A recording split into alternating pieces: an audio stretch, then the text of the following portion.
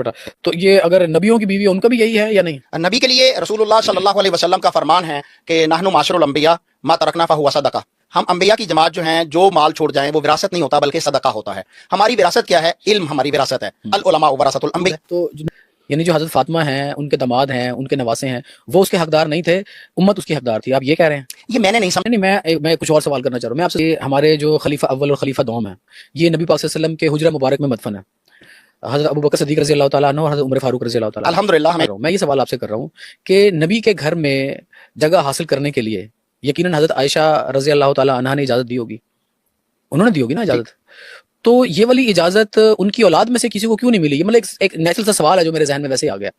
اچھا، پہلی تو بات کی کہ وہ گھر رسول اللہ صلی اللہ علیہ وسلم نے ان کو رہنے کے لیے دیے تھے، جو ازواج مطہرات تھی، ان کو مالک بنایا کہ آپ ان گھروں کے اندر رہیں گی۔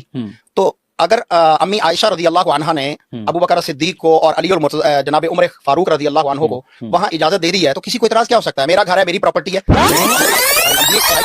تو یہ اگر نبیوں کی بیوی ان کا بھی یہی ہے یا نہیں؟ نبی کے لیے رسول اللہ صلی اللہ علیہ وسلم کا فرمان ہے کہ نحن معاشر الانبیاء ما ترکنا فہو صدقہ، ہم انبیاء کی جماعت جو ہیں جو مال چھوڑ جائیں وہ وراثت نہیں ہوتا بلکہ صدقہ ہوتا۔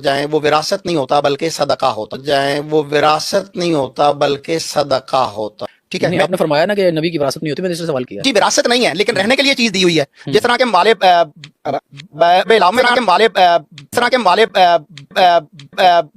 اس کو اس سوال کے ساتھ کس طرح آپ جو ہے وہ گڈ موڈ کر سکتے ہیں؟ میں گڈ موڈ نہیں کر رہا۔